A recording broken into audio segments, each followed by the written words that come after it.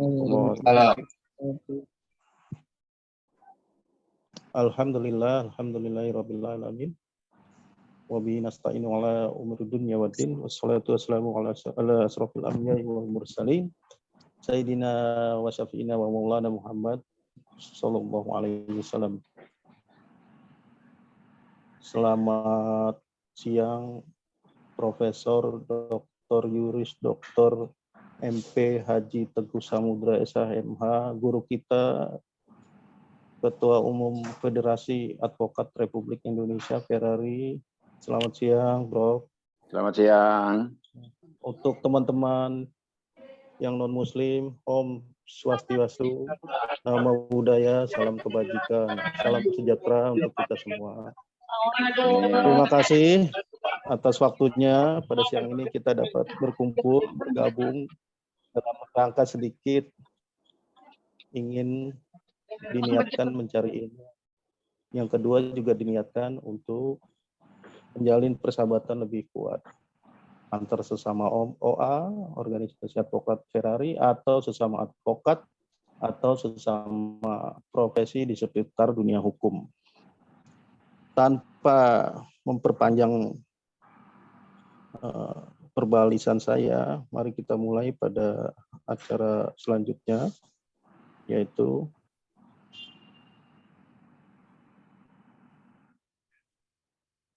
sebentar ya Bapak Ibu. Menyanyikan Indonesia Raya. Kita menyanyikan lagu kebangsaan Indonesia Raya.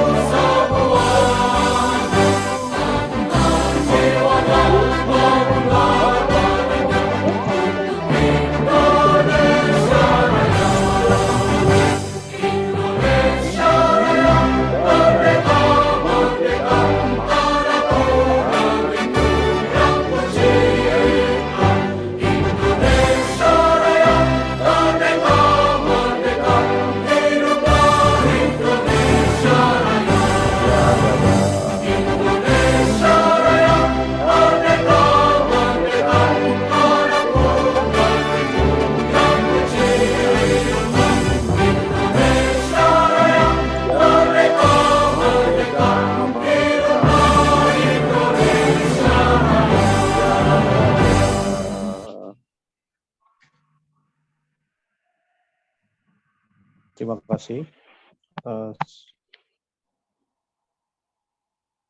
Selanjutnya mari sama-sama kita dengarkan Mars Ferrari.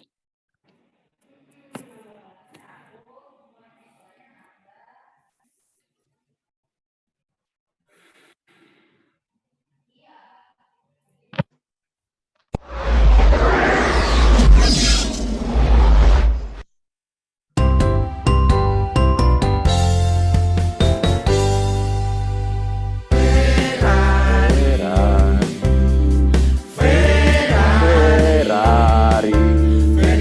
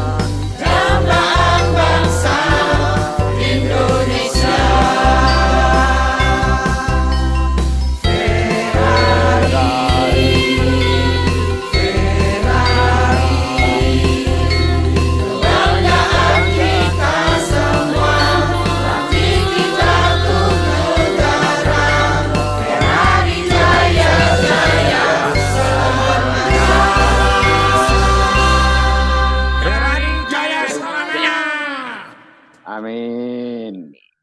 Jaya. Terima kasih.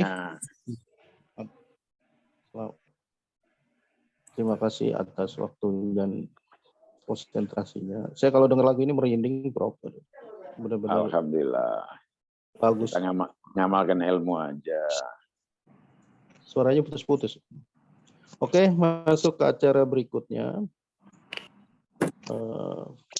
Opening speech, semacam pembukaan dari orang tua kita, guru kita, Ketua Umum Dewan Pimpinan Pusat Federasi Advokat Republik Indonesia, Profesor Dr. Haji Teguh Samudra SH.MH. Waktu dan tempat kami persilakan, Prof. Terima kasih Pak Moderator, Pak Ali Akbar, SH.MH, Advokat Ferrari yang begitu rajin. Juga terima kasih untuk DPD Ferrari DKI Jakarta, seluruh pengurusnya yang selalu cekatan, mengambil momen yang bagus.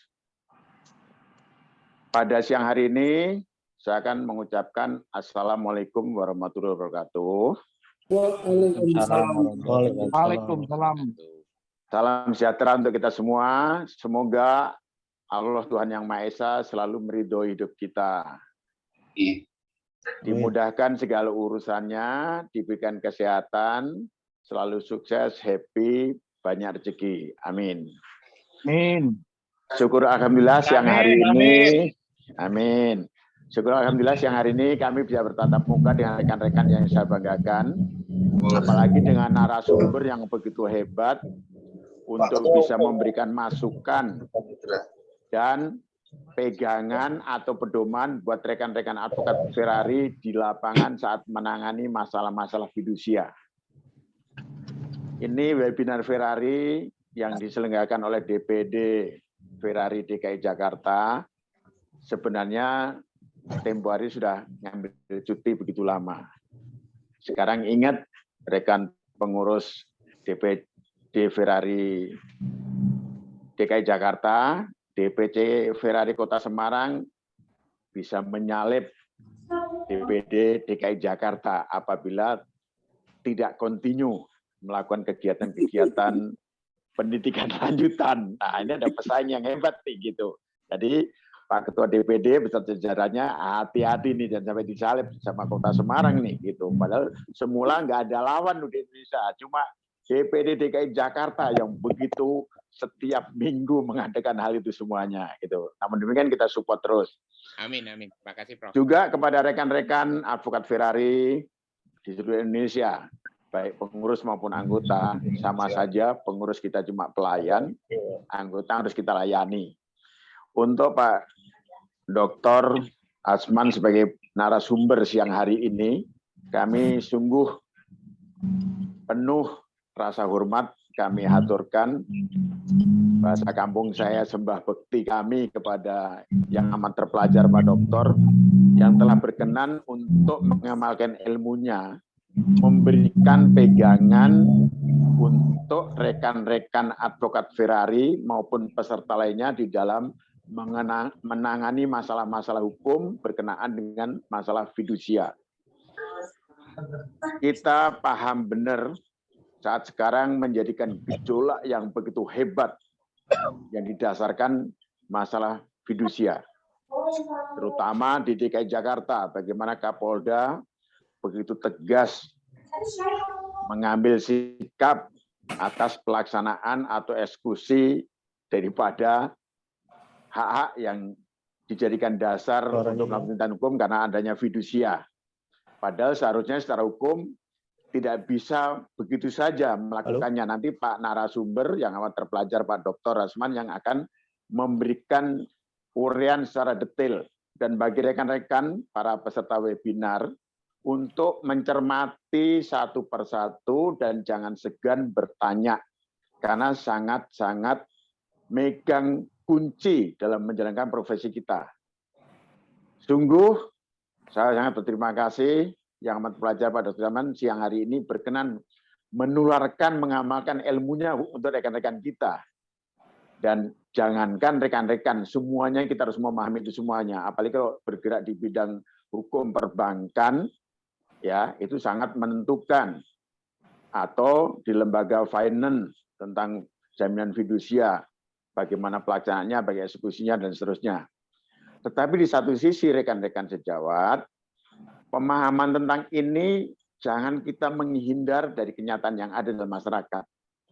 Misalnya pun ada tindakan-tindakan dari debt collector yang tidak sesuai dengan hukum, nggak ada masalah. Karena kalau mereka tidak ada benturan dengan hukum, nanti perkara berkurang. Tapi kalau mereka melakukan tindakan yang melawan hukum, kemudian ada ambil tindakan oleh pihak aparat penegak hukum lainnya, pasti mencari kita, advokat, untuk mendampinginya. Jadi ada hikmahnya ya rekan-rekan semua ya. Jadi jangan merasa kecil hati atau merasa ciut ya dengan hal seperti itu. Semuanya dinamika dalam pergerakan hidup. Apalagi menyangkut nanti tindakan penegak hukum lainnya sekarang. Bisa saja itu sekarang lihat kan ya di orang-orang pajak maupun orang-orang bea cukai, suatu saat ke depan misalnya minggu depan tentang masalah bagaimana yang bergejolak di bea cukai, bagaimana bergejolak di DJP atau kantor pajak, itu bisa dibicarakan dalam webinar. Sangat bagus sekali untuk rekan kita. Sehingga rekan-rekan advokat Ferrari jangan malas belajar di era digitalisasi ini. Hanya sambil jalan, sambil pergi, sambil apa saja bisa diikuti, masih malas juga gitu. Kecuali lagi mimpin sidang atau hadir dalam sidang, dalam rapat pemegang saham atau apa, itu nggak bisa ikut. Kalau di jalan kan sambil ngomong, sambil apa, sambil menerima klien juga bisa kan, kira-kira seperti itu. Jadi jangan malas mengikuti, karena ilmu sangat sulit didapat. Era seperti ini, yang terpelajar Pak Dr. Asman itu justru membanggakan buat kita, masih mau menyempatkan diri mengamalkan ilmu. Dan itu selaras dengan moto kita Ferrari, yang profesional, religius, mengamalkan ilmu, menolong sesama untuk kemaslahatan umat. Jadi sungguh sangat senafas dengan Ferrari. Karenanya saya tak segan-segan untuk berulang kali mengaturkan rasa terima kasih kepada yang amat terpelajar yang siang hari ini berkenan menyampaikan materinya, mengamalkan ilmu-ilmunya, dan rekan-rekan sejawat jangan merasa lebih hebat daripada yang lain. Semuanya hebat, tapi kita tetap terus belajar sampai akhir hayat nanti. Demikian yang dapat saya sampaikan kepada rekan-rekan semuanya untuk pengurus DPD Ferrari DKI Jakarta. Kejar terus, jangan sampai disalib oleh DPC atau DPD lain. Kebanggaan kami DKI Jakarta, walaupun awalnya mungkin diragukan, tetapi kalau kita selalu punya niat baik, nawaitunya adalah untuk kebaikan, niscaya bisa kita raih kebaikan itu selalu melekat pada diri kita. Pak Ketua DPD ingat kan seperti itu? Ya. Nah, jalan terus, jangan mundur. Ada kesulitan, diskusi, kita support semuanya. Dan DPD-DPD yang lain atau DPC-DPC yang lain untuk Ferrari di daerah, jangan takut melawan DPD DKI Jakarta. Jalankan yang lain. Harus mampu menyalip kegiatan-kegiatan yang dilakukan DPD DKI Jakarta. Kenapa? Barometer DPD Ferrari DKI Jakarta ini harus bisa dilampaui oleh yang lain-lainnya. Kalau ingin menunjukkan siapa diri kita, kita lebih hebat daripada yang lain, itu baru boleh mengatakan kita lebih hebat daripada DPD Ferrari DKI Jakarta. Terima kasih atas perkenan rekan-rekan. Selamat. Tadi juga disampaikan ada narasumber dari Ketua DPC Ferrari Indramayu yang sekarang masih di Bali. Karena kegiatan kampus ya, mungkin alumni atau ikatan sarjananya. Salam untuk beliau-beliau yang amat pelajar di sana, Prof. Mahfud maupun Ketua MK dan lainnya. Mudah-mudahan semua ilmu yang didapat bisa kita amalkan untuk kemaslahatan umat. Amin, amin. Siapapun juga manusia yang hidup di dunia ini. Ingat, apapun juga latar belakang agama kita, ada piagam Madinah yang menyatukan kita semuanya. Terima kasih. Jika ada tutur kata saya yang tidak tepat, tidak berkenan di hati, kiranya berkenan memaafkan kepada saya. Sukses selalu, webinar jalan terus, DKI Jakarta jangan sampai kalah dengan yang lain-lainnya. Kebanggaan kami, DPP Ferrari. Wabillahi taufiq wal hidayah. Wassalamualaikum warahmatullahi wabarakatuh. Tuhan memberkati kita semuanya. Amin. Saya kembalikan kepada Pak Moderator. Terima kasih semuanya. Wabil khusus untuk Ketua DPD Ferrari DKI Jakarta. Assalamualaikum. Ya. Waalaikumsalam. Terima kasih Profesor Dr. Haji Teguh Samudra SHMH selaku Ketua Umum DPP Ferrari yang juga dalam setiap keseharian atau dalam penyampaian pidato resmi atau sehari-hari ngobrol selalu mensupport beliau. Orangnya seperti orang tua sendiri gitu. Itu aja yang mungkin membedakan dari OA lain. Kita kalau ketemu beliau isinya nasihat kebaikan semua. Yang tadinya mau luluh jadi bangkit semangat lagi kalau orang tua udah ngomong. Oke, masuk ke acara selanjutnya. Terima kasih tadi kepada Profesor Teguh. Untuk selanjutnya sambutan Ketua DPD Ferrari DKI Jakarta, Bapak Dr. Kandidat Dr. Andes Haji Ali Badarudin, SHMM. Monggo, Mas Ketua. Terima kasih, Om Ali.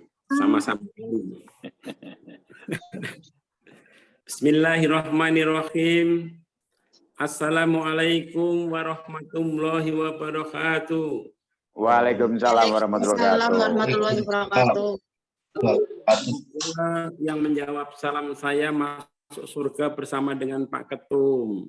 Amin, amin, Allahumma amin.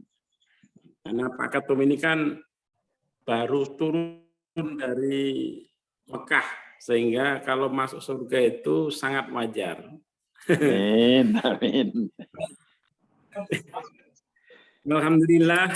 Alhamdulillahirabbil alamin. Wassalatu wassalamu ala asrofil mursalin wa ala alihi wa sahbihi asma'in amma ba'du. Adzaikumullah wa la tukhati wa la tamutunna illa wa antum muslimun. Yang sama-sama kita hormati, kita banggakan, dan kita sayangi Ketua Umum kita, Bapak kita, teman kita, yang barusan memberikan opening speech yang begitu indah, menyentuh hati, yang terhormat Bapak Dr. Juris Dr. MP Haji Teguh Samudra SHMH, Profesor. Tepuk tangan dong untuk Profesor saya. Tentunya yang saya hormati narasumber kita yang insya Allah sangat kompeten, yang terhormat Dr. Hendra Hasman SHMM.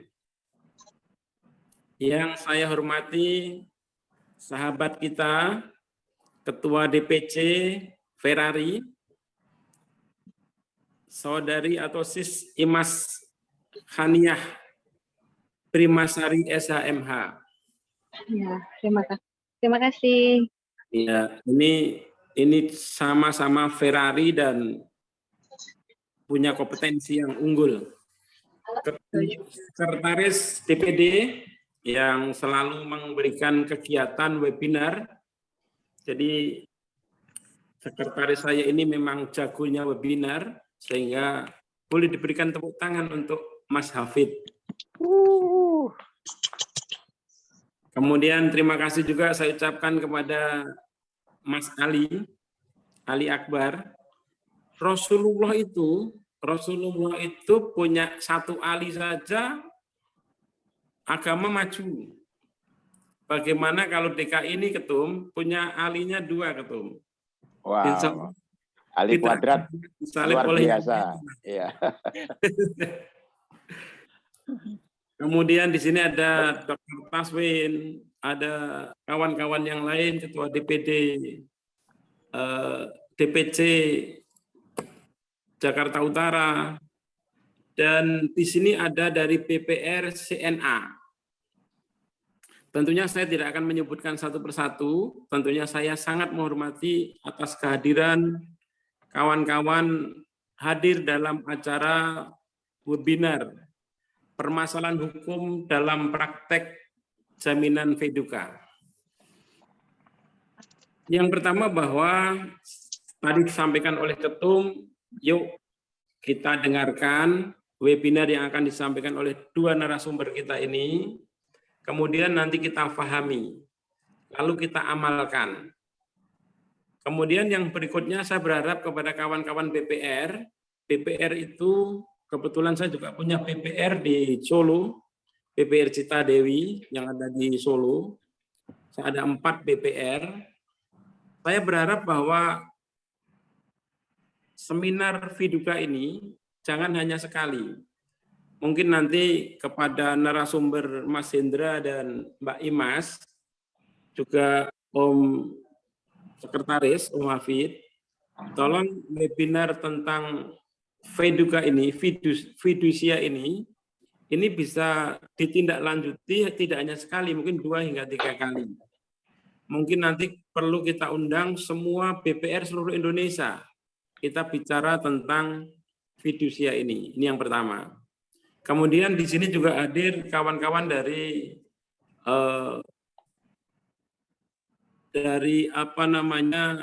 leasing gitu, atau perwakilan dari leasing. Selamat datang kawan-kawan leasing. Sekarang ini yang bicara tentang penarikan mobil kreditan, ini sekarang perlu hati-hati, dan kawan-kawan perlu paham tentang aturan main yang ada di aturan fidusia ini.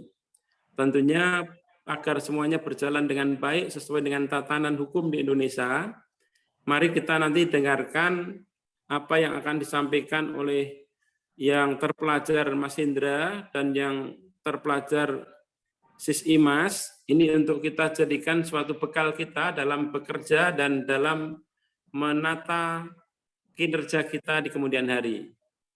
Lalu saya berharap bahwa kawan-kawan BPR, saya berharap atau kawan-kawan dari leasing nanti bisa kerjasama dengan Ferrari yang ada di Jakarta maupun di luar Jakarta, sehingga semuanya akan berjalan dengan baik dan sesuai dengan tatanan hukum yang berlaku yang sekarang sedang berjalan di Indonesia. Tentunya ini harapan kami, seminar ini akan bermanfaat, kemudian menghasilkan kerjasama yang baik, menghasilkan kinerja yang baik, dan akhirnya saling menguntungkan, dan tidak hanya berhenti di sini saja.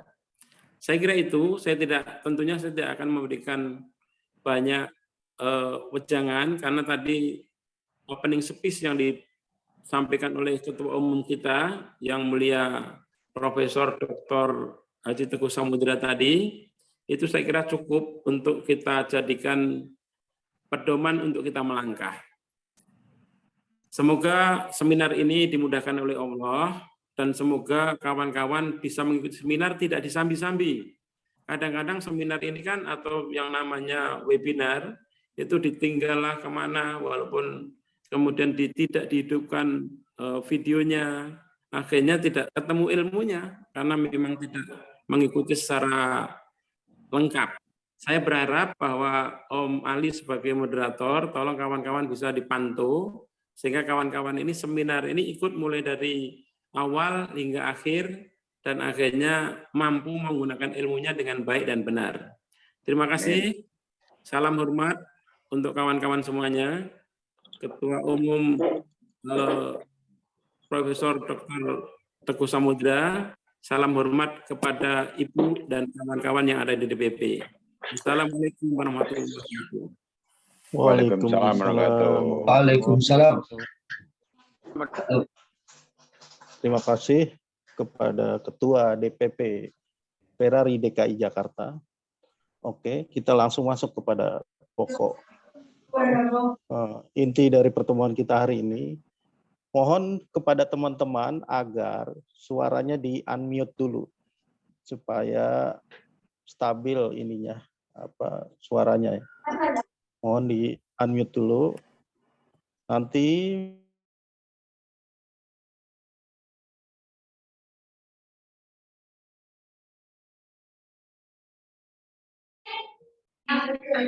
Ali, suaranya Ali. ya termute, Pak. oke. Ya, udah. Kita masuk pada poin dari pertemuan kita hari ini. Sebelumnya saya ingin memperkenalkan diri dulu ke materi kita yang pertama ini. Nama yang terpelajar Dr. Hendra Hasman SH MM CRBD CRBC. Beliau pekerjaannya sehari-hari Direktur Utama pada salah satu BPR di Sumatera Barat, lalu juga dosen pasca sarjana di beberapa PTS di Sumbar dan Riau, serta founder advokat pada kantor hukum Dr. Hendra Esa MM dan rekan. Saya rasa cukup untuk pengantar saya hari ini tentang siapa dan apa beliau itu. Tanpa memperpanjang waktu, saya mempersilakan sebagai moderator kepada pemateri pertama, Uda Hendra Asman. Silakan Uda. Baik, bismillahirrahmanirrahim. Terima kasih Pak Moderator, Bang Ali Akbar. Sebelumnya saya sapa dulu ini yang mulia dan terpelajar, Profesor Dr. Teguh Samudra SMH. Selamat sore Prof. Baru bertemu kembali Prof. Walaupun di udara ya Prof, daring. Mudah-mudahan sehat selalu Prof. Amin, amin, amin. Dan juga yang saya hormati juga Bapak Ketua DPD Federasi Advokat Republik Indonesia DKI Jakarta, Bapak Dr. Kandidat Ali Badarudin, sama jajaran pengurus di DPD, mudah-mudahan selalu dalam limpahan rahmat Allah Subhanahu wa taala. Amin, amin. Terusnya juga kepada kawan-kawan Ketua DPD, DPC, Ferrari yang ada di mana saja di wilayah NKRI. Terusnya juga rekan-rekan advokat yang berkesempatan hadir di tengah-tengah kesibukannya di pengadilan, menyempatkan diri juga untuk hadir di dalam berbagi, sharing pengetahuan, wawasan, dan experience terkait tentang topik kita hari ini. Kemudian juga yang teman-teman di industri keuangan mikro, khususnya BPR, yang tidak bisa saya sapa satu persatu namanya. Terima kasih atas kehadirannya. Juga rekan-rekan leasing, dan juga mahasiswa-mahasiswi yang berkesempatan hadir, serta para teman-teman kolega dosen juga yang berkesempatan hadir. Pertama-tama, saya tentunya mendoakan kepada kawan-kawan semua, mudah-mudahan selalu dalam keadaan sehat, dalam limpahan rahmat Allah, dan selalu memudahkan segala urusan dan rezekinya. Amin, amin, Allahumma amin. Amin. Yang seterusnya kita sampaikan rasa syukur ya kepada Allah Subhanahu wa taala yang selalu berlimpahkan rahmat dan karunia-Nya jika kita dapat hadir dalam ruangan daring ini. Kemudian salawat dan salam tentunya tak lupa kita sampaikan ke baginda Rasulullah, tentu dengan hantaran kata Allahumma sholli ala Muhammad wa ala Muhammad. Kawan-kawan sekalian, saya izin Prof, minta izin juga teman-teman semua, ini sebetulnya hanya berbagi saja Prof dari apa yang sudah kami lakukan. Kemudian coba kita nanti ujung-ujungnya tentunya nanti kita berharap mungkin ada diskusi yang cukup menarik yang bisa kita angkat dalam kegiatan-kegiatan lanjutan dalam rangka mendorong supaya yang namanya kepastian hukum ini bisa tentunya kita tegakkan bagaimana memang yang seharusnya begitu. Izin Prof, bangga untuk menyampaikan materi. Silakan. Terima kasih. Saya mungkin melalui moderator saja. Dan juga izin mematikan kamera ya, Pak Moderator dan kawan-kawan. Ini topik kita hari ini, jadi perkenalan tadi sudah disampaikan oleh moderator Bang Ali, kurang lebih seperti itu. Nama saya Hendra, saya kebetulan juga bergabung dengan Federasi Advokat Indonesia, memang masih baru, ya, baru tahun 2021 yang lalu itu dikukuhkan oleh ketum sebagai advokat, kemudian sudah diambil sumpah di Pengadilan Tinggi Jakarta. Alhamdulillah itu sudah dijalankan. Tetapi sebatas masih menjadi konsultan ya, legal consult atau legal konsultan pada beberapa BPR dan lembaga-lembaga keuangan yang lain. Jadi topik kita yang disampaikan kepada saya adalah tentang permasalahan hukum praktek jaminan fidusia. Saya coba angkatnya dari sisi sudut pandang yang kami lakukan, yaitu di kasusnya pada industri keuangan. Topik ini kita bagi menjadi 3 ya. Jadi yang pertama tentunya ini bicara tentang latar belakang dulu lahir fidusia, kemudian prakteknya, kemudian permasalahan hukum fidusia yang mungkin nanti di sesi ketiga ini bisa kita sama-sama diskusi ya bagaimana langkah-langkah ke depan, apalagi mungkin yang Ferrari akan bisa dorong supaya kepastian hukum terkait dengan fidusia ini bisa ada betul-betul terjamin ya kepastiannya, baik bagi pihak kreditur maupun bagi pihak debitur. Next slide, Pak. Mohon maaf. Ya, kita masuk ke latar belakang lare fiducia. Jadi saya pikir sebelum kita berbicara latar belakang, tentunya alangkah lebih baiknya kita melihat dulu apa yang menjadi landasan hukum atau dasar hukum dari lahirnya fiducia ini atau aktivitas fiducia ini. Yang jelas, yang pertama tentunya kita berpegangan kepada atau berpedoman kepada Kitab Undang-Undang Hukum Perdata, atau kita kenal dengan istilah BW atau KUH Perdata. Jadi semuanya tentu juga tahu bahwa BW ini adalah suatu aturan hukum ya yang tentunya dibuat oleh pemerintah Hindia Belanda, yang memang pada waktu itu ditujukan bagi kaum golongan warga negara bukan asli sebelumnya, yaitu dari warga negara Indonesia keturunan, itu Eropa, Tionghoa, dan juga Timur Asing pada waktu itu. Nah, bagaimana juga kita ketahui di dalam KUH Perdata ini terbagi menjadi 4 buku. Mulai dari buku pertama mengatur tentang orang, ya, kemudian buku kedua tentang benda, buku ketiga itu tentang perikatan, buku keempat tentang pembuktian dan daluarsa. Nah, itu yang akan kita bicarakan, tentunya bicara lebih banyak ke buku 3. Nah, kemudian yang kedua, dasar hukumnya adalah Undang-Undang 42 tahun 1999 tentang jaminan fidusia. Nah, kemudian ditambah dengan peraturan-peraturan pendukung lainnya yang akan bisa sama-sama kita lihat pada slide berikutnya. Izin Ali. Mas Hafid. Oke, Mas Hafid ya. Oke, jadi ini ada beberapa aturan-aturan yang memang harus kita cermati juga ya terkait tentang pelaksanaan fidusia ini di dalam prakteknya. Yang terakhir tentunya ada peraturan dari Menteri Hukum dan HAM ya Republik Indonesia tahun 2013 ya nomor 10 tahun 2013 itu tentang tata cara pendaftaran jaminan secara elektronik. Jadi artinya kenapa ada pendaftaran secara elektronik ini sebetulnya adalah dalam rangka untuk mempermudah ya proses pendaftarannya. Kalau selama ini biasanya dilakukan secara manual gitu ya, masih konvensional, sekarang sudah diberikan kemudahan melalui elektronik. Nah, jadi artinya siapa saja sebetulnya bisa melakukan pendaftaran ini. Tapi dalam prakteknya biasanya kreditur menggunakan jasa dari profesi lain yang kita kenal dengan profesi notaris seperti itu. Oke, berikutnya mohon Pak Hafiz.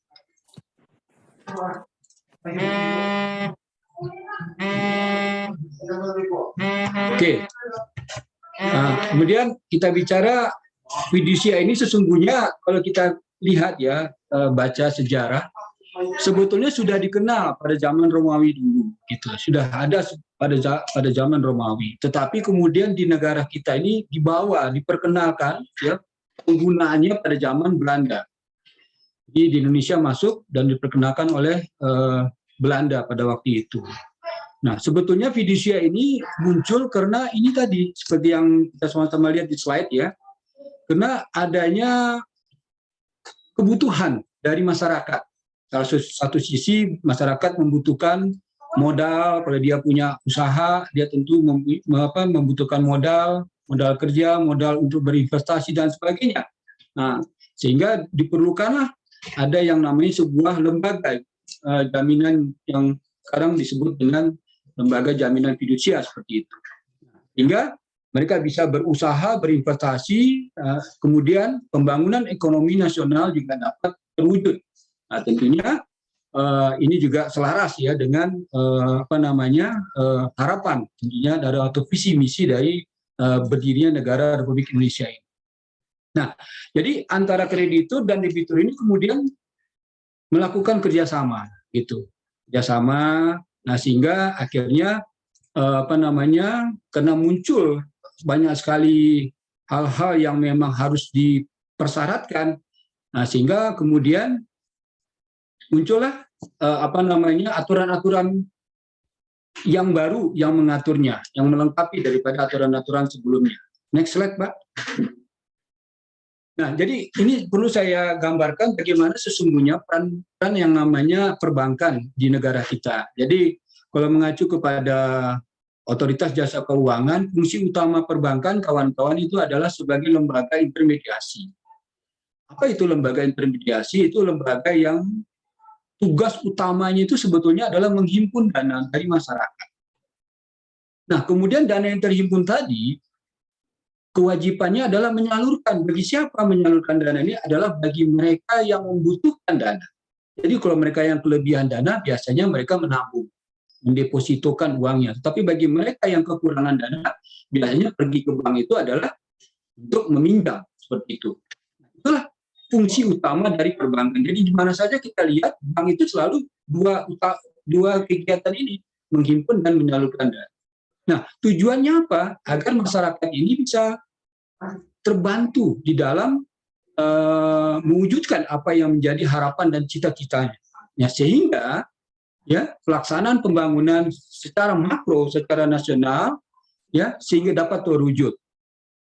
Nah, dengan adanya pembangunan yang terwujud, maka negara juga akan bisa melakukan pemerataan pembangunan di mana saja. Dari Sabang sampai Papua, kita lihat sekarang ini, di mana ada bank, pasti daerahnya, wilayahnya pasti akan tumbuh gitu, baik secara ekonominya maupun dari sisi-sisi yang lain. Ini akhirnya secara makro akan mempertahankan stabilitas ekonomi kita, ya, sehingga kita bisa sampai hari ini masih dalam suasana yang mendapatkan apapun yang kita inginkan, yang kita butuhkan. Itulah kan daripada yang namanya perbankan. Nah, akibat dari adanya dua peran ini, maka ya implementasi fungsi intermediasi di atas, maka muncullah yang namanya hubungan hukum antar manusia tadi, ya kan, kreditur, debitur secara institusi, orang perorangan dan seterusnya. Nah, apa itu hubungan hukum yang terjadi adalah perjanjian, kan begitu. Maka berlakulah itu tadi yang KUH Perdata tadi. Nah, contoh perjanjian yang tidak asing adalah perjanjian pokok atau perjanjian pinjam meminjam atau perjanjian utang piutang yang diikuti biasanya dengan adanya perjanjian tambahan sebagai jaminan. Jadi kalau kita meminjam uang di bank, selama ini memang tidak pernah yang namanya tidak ada jaminan. Pasti pihak kreditur akan mensyaratkan Anda jaminannya apa, kan begitu. Nah, sehingga untuk menjamin kepastian pembayaran tadi, dimintalah yang namanya jaminan, kemudian diikat jaminan tadi. Kalau dia benda bergerak, tentu diikat secara fidusia terdaftar. Ya, fidusia kemudian didaftarkan seperti itu. Nah, jadi artinya apa? Si debitur sudah menyerahkan benda tadi sebagai jaminan, tetapi persoalannya benda tadi tidak dalam penguasaan si kreditur.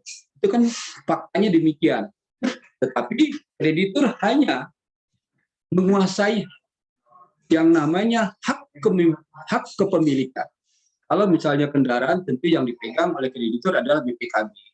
Kalau dia tanah bangunan yang dipegang oleh kreditur, tentunya adalah sertifikat. Baik itu hak milik, hak guna bangunan maupun hak guna usaha dan yang lainnya seperti itu. Nah, inilah kita lihat bagaimana perbankan itu mempunyai peran yang sangat signifikan ya di dalam mendorong, mendrive ya pertumbuhan yang namanya ekonomi dan pemerataan pembangunan secara mikro maupun secara makro.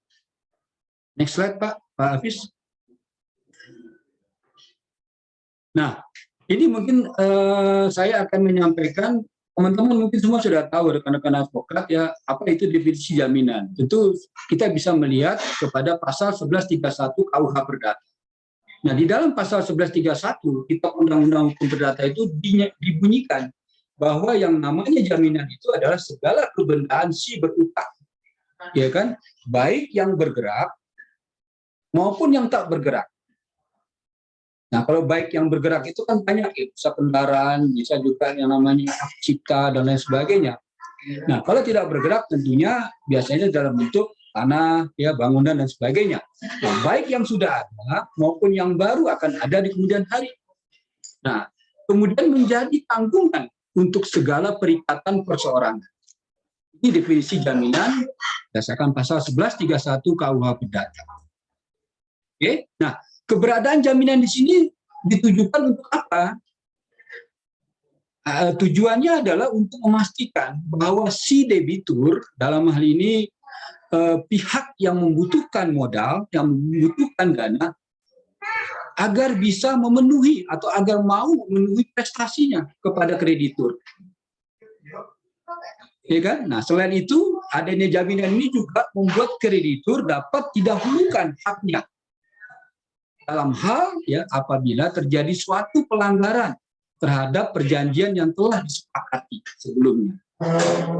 Atau dengan kata lain, apabila debitur melakukan non-prestasi, maka kreditur mempunyai hak preference atau hak untuk didahulukan, untuk dipenuhi haknya dibandingkan dengan kreditur-kreditur yang lain apabila memang benda tadi diikat ya secara sempurna, artinya dipasang fidusianya kemudian ditakarkan seperti itu. Next slide, Mas Hafiz. Oke ya. Ada kasih. Oke ya. Nah, kita lihat jaminan ya yang disebutkan dalam pasal 11.1 Bab Perdata merupakan jaminan umum ini. Ya kan? Nah, selain jaminan umum, di dalam kita juga mengenal jaminan khusus yang terdiri dari jaminan kebendaan dan jaminan perorangan. Jaminan kebendaan biasanya terdiri dari gadai, jaminan fidusia, resi gudang, hipotek, serta hak tanggungan lainnya. Nah, biasanya kalau kita di perbankan banyak menerima dalam bentuk jaminan fidusia, ya, ditambah dengan hak tanggungan seperti itu. Nah, kalau rekan-rekan di leasing, ya tentunya lebih banyak di fidusianya, kan begitu. Kalau kita memang fidusia dan hak tanggungan seperti itu. Nah, kemudian jaminan fidusia ini, kawan-kawan, ini lahir sebagai reaksi sesungguhnya atas dinamika masyarakat yang berkembang begitu cepat. Kalau hukum itu kan sifatnya seperti itu ya, mungkin kalau di mana ada kegiatan, pasti hukum itu nanti akan mengikuti begitu seperti itu. Makanya hukum itu dinamis sesungguhnya. Nah, kebutuhan akan masyarakat terhadap suatu lembaga yang memberikan ketentuan di mana benda yang dijadikan sebagai jaminan tidak berada di bawah penguasaan si pemberi utang atau kreditur. Artinya, benda yang dijadikan jaminan tetap berada di bawah penguasaan si penerima utang. Nah, inilah yang nanti akan kita lihat, sebetulnya inilah yang menjadi persoalan kepada ini. Next slide, Mas.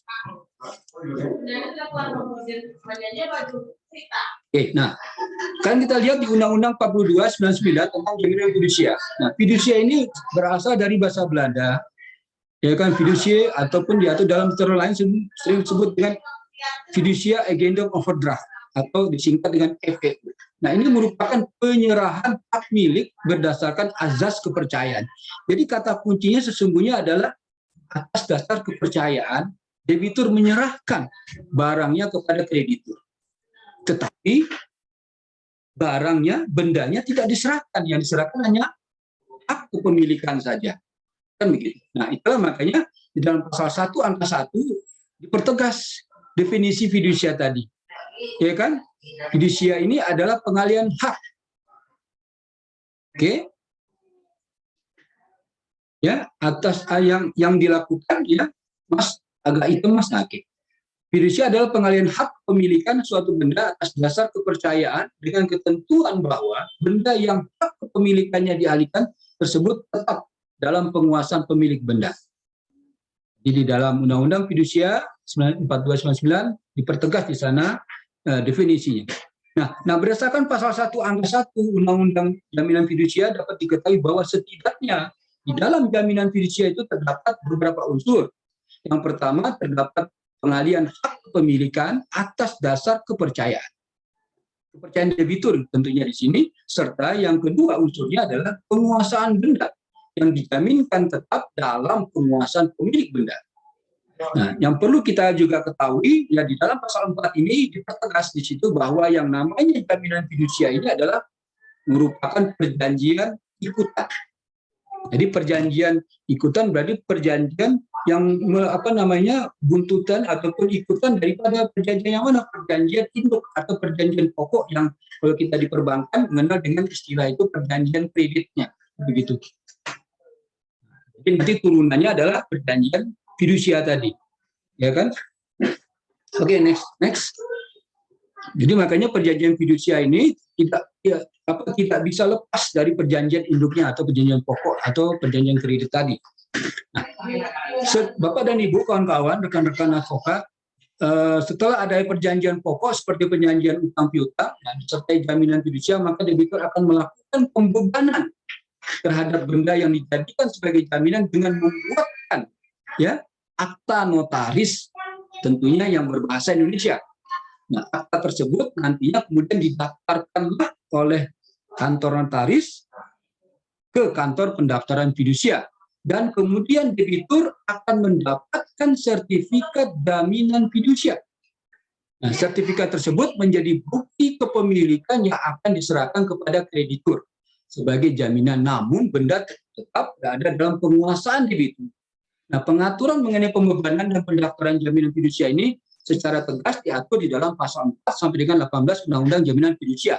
Nah, memang dalam praktek kawan-kawan kita melihat banyak sekali memang kreditur tidak memberikan sertifikat jaminan fidusia ini kepada debitur. Ya kan? Apakah dalam bentuk salinannya atau apa jarang sekali. Jadi kalau tidak diminta biasanya tidak diberikan. Nah, ini silakan nanti mungkin bisa kita diskusikan. Kalau seperti ini bagaimana? Ya kan? Apakah debitur tidak mempunyai hak untuk mendapatkan? Apakah harus ada muncul kasusnya dulu baru dia baru tahu bahwa memang ada sertifikat fidusianya, kan begitu. Nah, ini saya pikir keadaan seperti ini merupakan sebuah fenomena di lapangan yang selama ini saya temui seperti itu. Jadi kalau kita tidak berinisiatif si debitur, maka tidak akan pernah dia mengetahui bahwa yang namanya jaminannya, kendaraannya dia sudah diikat secara fidusia. Tapi kalau bermasalah baru kita diperlihatkan sesungguhnya seperti itu. Oke, next, Mas. Nah, ini saya pikir bagaimana kerangka jaminan kebanggaan tadi ya. Kalau kita lihat, ini kan teori dasar aja Pak ya. Kalau kita belajar hukum jaminan, gadai, hipotek dan fidusia. Nah, gadai memang objek gadai itu beda ya kan, dikuasai oleh kreditur gitu. Ya kan? Jadi berbeda dengan fidusia tadi. Kendaraannya, fisik bendanya dipegang sama kreditur. Tetapi kalau dalam fidusia, fisik daripada kendaraan atau benda tadi tidak dalam penguasaan dari kreditur. Tapi tetap menjadi penguasaan debitur. Ya. Maaf, udah 5 menit lagi. Oke, siap. Oke, saya langsung ke permasalahan ini, Pak. Mudah-mudahan nanti bisa dibagikan yang terus berikutnya, next. Oke. Ini saya pikir nanti tinggal dibaca apa ya prinsip-prinsip utama fidusia. Tapi yang paling penting di sini untuk kita diskusikan adalah ini dia permasalahan hukum ya, praktek jaminan fidusia di industri keuangan mikro. Saya ambil case di dunia bank kreditan rakyat atau BPR. Tapi sesungguhnya sama saja. Ada 5 hal di sini. Yang pertama, kita masih banyak melihat masih ada penerima fidusia yang belum mendaftarkan akta jaminan fidusia ke kantor pendaftaran fidusia, sebagaimana diatur di dalam Undang-Undang 4299 tentang jaminan fidusia. Nah, alasannya sesungguhnya apa? Biaya. Nah, kadang-kadang kreditur juga mengkondisikan supaya tidak ada komplain dari si debitur dengan biaya pada saat akad kredit, maka tidak didaftarkan, dibikin saja kuasa jual ataupun surat keterangan memasang fidusia dan seterusnya begitu. Tapi artinya kan tidak mempunyai kekuatan hukum. Nah, dengan alasan biaya, memang betul kita akui biaya memang cukup besar, tapi sesungguhnya dalam rangka menjamin kepastian hukum sebetulnya bisa dikomunikasikan. Next Pak, yang nomor 2-nya, permasalahan kedua. Nah, masih adanya penerima fidusia yang melakukan eksekusi penarikan benda jaminan. Nah, seharusnya jika penerima fidusia akan menarik benda jaminan, maka persyaratannya harus dipenuhi dulu. Apa itu persyaratannya? Antara lain, ada sertifikat jaminan fidusianya, tentunya sudah didaftarkan.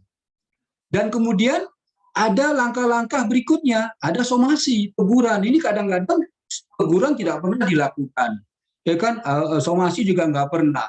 Ujuk-ujuk langsung dikuasai jaminannya secara paksa. Nah, inilah saya pikir kita lihat bagaimana kemarin rekan-rekan dari APPI, Asosiasi Perusahaan Pembiayaan Indonesia, kan melakukan judicial review.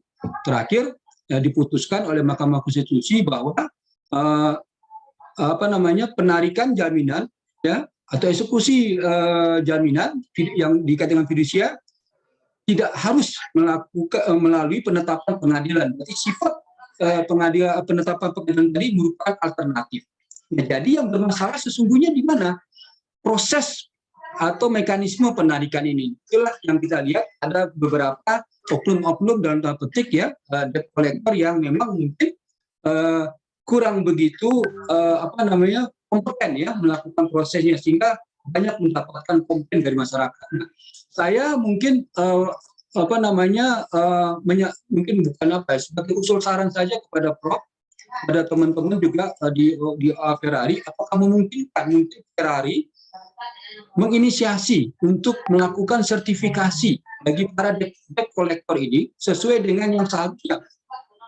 Nah, saya pikir bisa mungkin nanti dilakukan pelatihan oleh OA Ferrari ini dalam rangka untuk si debt collector ini mendapatkan semacam sertifikat kompetensi, sehingga akhirnya seluruh debt collector itu sebetulnya boleh-boleh saja berusaha menggunakan itu, tetapi yang tidak boleh adalah cara-cara yang sarkasme seperti itu. Nah, makanya perlu ada standarisasi, perlu ada yang namanya sertifikat kompetensi. Saya pikir OA ya Ferrari dapat menangkap peluang itu sehingga nanti bisa bekerjasama dengan APPI dan seterusnya dengan perbankan dengan BPS untuk melatih para calon-calon itu tadi debt collector-nya, penagih. Kemudian yang ketiga, lanjut Bang. Nah, ini ketentuan pasal 36 ya Undang-Undang 499 yang merupakan lex spesialis, namun sanksinya itu ternyata lebih ringan dari pasal 327 KUHP. Nah, jadi menurut Sudrajat hal ini menjadi salah satu alasan penerima fidusia enggan mendaftarkan ke kantor pendaftaran fidusia. Nah, pasal 36 Undang-Undang 4299 mengatur ketentuan pidana bagi pemberi fidusia yang menggadaikan atau mengalihkan objek jaminan fidusia, yaitu ancaman pidana penjara paling lama 2 tahun dan paling banyak 50 juta rupiah. Nah, sayangnya ini kata pakar ya, ini lebih ringan ya sanksinya dibandingkan dengan dalam pasal 327 Kitab Undang-Undang Hukum Pidana. Nah, ketentuan lex spesialis ya, yang fidusianya lex spesialis, namun sanksi pidananya justru lebih ringan daripada ketentuan pasal 372 KUHP ini. Nah, ini mungkin menjadi salah satu alasan penerima fidusia enggan mendaftarkan ke kantor pendaftaran fidusia. Dan yang keempat, permasalahan yang keempat, nah adanya titik singgung antara cara penyelesaian melalui BPSK. Karena kan kita juga ada salah satu institusi lembaga pemerintah namanya Badan Penyelesaian Sengketa Konsumen. Nah, dengan pengajuan gugatan ke pengadilan negeri. Nah, pada umumnya akta jaminan fidusia, walaupun perjanjian pokoknya masih dalam bentuk perjanjian standar, yang kemungkinan besar juga mengandung klausul baku, nah, sehingga memberikan peluang bagi pemberi fidusia untuk mengajukan permasalahan tersebut kepada BPSK. Nah, kemudian yang terakhir, permasalahan yang muncul di tengah-tengah masyarakat terkait dengan fidusia adalah masyarakat masih banyak ternyata yang belum mengetahui bagaimana cara mengakses ke web tentang suatu benda yang akan didaftarkan sebagai jaminan fidusia. Jadi saya pikir 5 permasalahan yang mungkin sama-sama kita bisa diskusikan pada kesempatan yang terbatas pada siang hari ini. Mudah-mudahan nanti ada satu solusi khususnya bagi kita semua yang hadir, baik advokat maupun kawan-kawan di industri ya keuangan, agar bisa mendapatkan haknya dan adanya kepastian hukum yang jelas bagi baik itu debitur maupun kreditur. Next slide Pak, Mas. Oke, saya pikir untuk sementara itu dulu, biar kita nanti diskusi karena waktunya terbatas. Sekali lagi terima kasih atas kesempatannya. Kemudian saya serahkan ke moderator Bang Ali. Maaf Pak Bang Ali. Siap, terima kasih. Silakan, Pak. Agak terbatas waktu ya Bang ya. Mudah-mudahan bisa paparannya bisa dapat diterima dengan jelas. Amin. Terima kasih udah ya terpelajar Dr. Hasman. Bicara tentang fidusia, terlepas ada supply dan demand, sekarang ini memang sedang jadi dialektika di masyarakat, ya, baik yang positif atau yang negatif. Oke, kita lanjut pada pemateri berikutnya. Ini rekan saya yang sangat dekat, yaitu Ibu Imas Hairiah Primasari, SH.MH. Beliau lahir di Indramayu, saya nggak sebut tahunnya, nanti kelihatan umurnya berapa. Sekolahnya juga dari SD sampai SMA di Indramayu. S1-nya di Universitas Islam Indonesia Yogyakarta tahun 1998. Magister hukumnya di UII Yogyakarta tahun 2012. Beliau mengawali di dunia praktisi sebagai asisten lawyer tahun 2005 di kantor Najib Ismar. Beliau sekarang ini dan beberapa tahun ke belakang dosen di Universitas Wiralodra Indramayu dari tahun 2008, tentunya di Fakultas Hukum. Lalu lawyer di kantor advokat Imas Hairiah Primasari SH.MH. Dan juga yang paling kita kenal, beliau ini Ketua Dewan Pimpinan Cabang Federasi Advokat Republik Indonesia Kabupaten Indramayu dari tahun 2020 sampai sekarang. Juga Ketua LBH Ferrari di Indramayu tahun 2020. Beliau ini sekarang ini sedang aktif di sebuah BPR sebagai konsultan hukumnya. Oke, tanpa memperpanjang, untuk mempersingkat waktu, kami persilakan Adinda Ibu Prima, saya nyebutnya Ibu Imas. Waktu dan tempat kami persilakan, Bu. Ya, terima kasih atas waktunya. Assalamualaikum warahmatullahi wabarakatuh. Waalaikumsalam warahmatullahi wabarakatuh. Waalaikumsalam. Siang atau sore ini ya, selamat sore. Untuk rekan-rekan semoga selalu sehat, berlimpah rahmat dan rezeki tentunya ya untuk rekan-rekan semua. Kebetulan saya diminta untuk menjadi pemateri. Tadi materinya sudah dibahas semua sebenarnya sama pemateri pertama.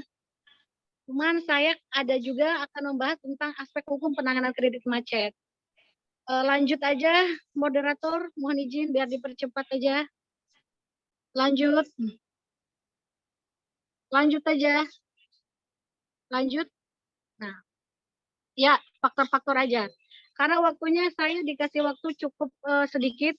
Tadi berbicara mengenai permasalahan yang terjadi dalam fidusia sudah dipaparkan, maka saya akan membahas tentang faktor-faktor penyebab adanya kredit macet saja.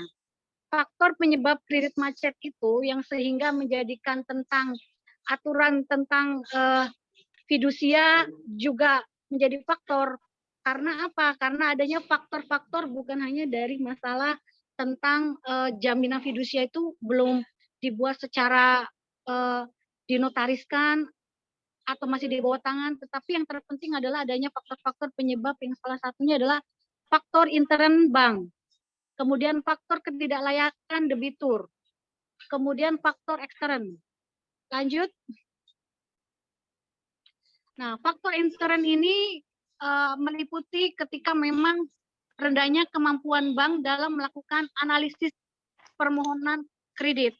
Nah, ini terjadi karena kadang untuk mengejar sebuah target perbankan itu mereka tidak melihat indikasi atau indikator kemampuan orang itu seperti apa untuk membayar, gitu kan. Jaminannya apa? Misalnya berbicara fidusia, berarti jaminannya adalah benda-benda yang memang benda bergerak seperti kendaraan kan gitu. Nah, itu tidak diteliti. Kadang mereka tuh kendaraannya ada di mana, hanya kadang ada permainan untuk bisa menjadikan itu menjadi syarat saja gitu, tidak sesuai dengan faktanya gitu. Lanjut ke faktor ekstern. Yang eksternnya aja.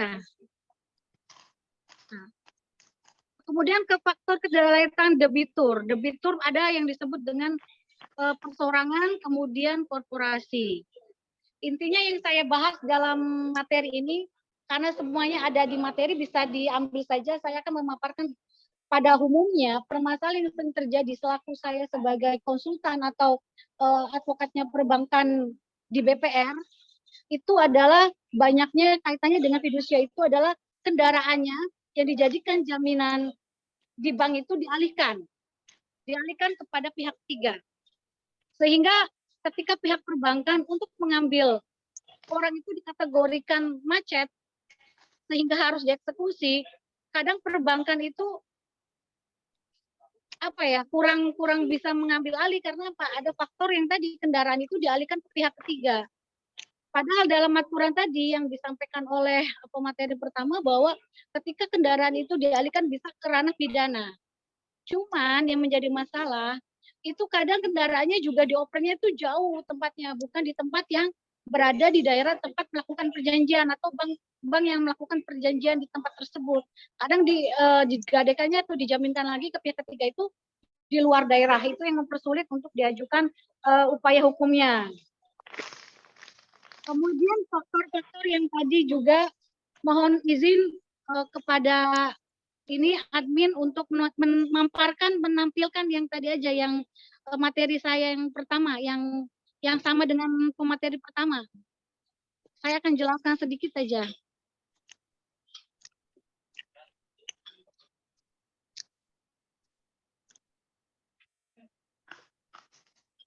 Ini itu permasalahan aja. Kan kita membahas fidusia bukan kredit macetnya.